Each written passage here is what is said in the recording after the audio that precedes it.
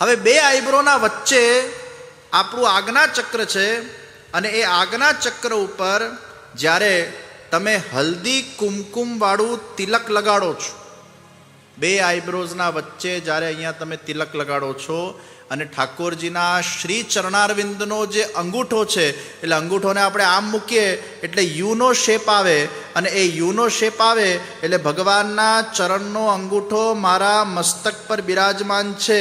એ ચરણારવિંદના અંગૂઠાનું ધ્યાન કરીને તમે જ્યારે આ તિલક અહીંયા કરો છો ત્યારે આજ્ઞા ચક્રને પ્રેસ કરવામાં આવે છે.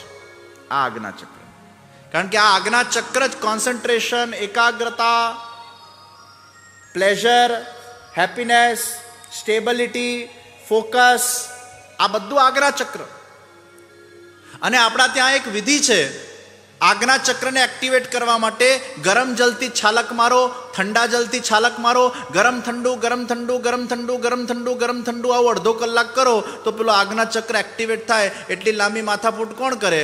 એટલે આપણા ગુરુજનોએ કીધું કે હલ્દી એ ગરમ છે એટલે હલ્દીનું કુમકુમ કરો, અને ચંદન એ શીતલ છે તો હલ્દી કુમકુમ અહીંયા તમે કરો, અને ચંદનની શીતલતા અહીંયા આવી જાય. એટલે હલ્દીને ચંદનના કોમ્બિનેશનથી, તિલક અને ચંદનના કોમ્બિનેશનથી, કુમકુમને ચંદનના કોમ્બિનેશનથી તમારું આજ્ઞા ચક્ર તમે નેચરલી એક્ટિવેટ કરી શકો.